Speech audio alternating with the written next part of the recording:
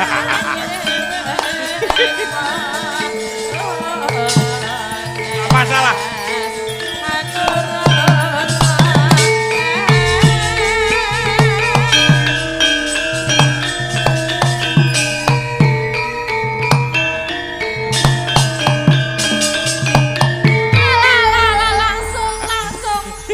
To the point banget Mbak Mimin ora.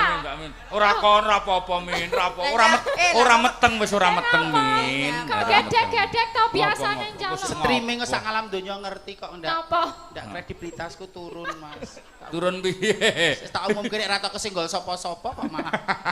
Aja ngejok-jokke to kowe iki.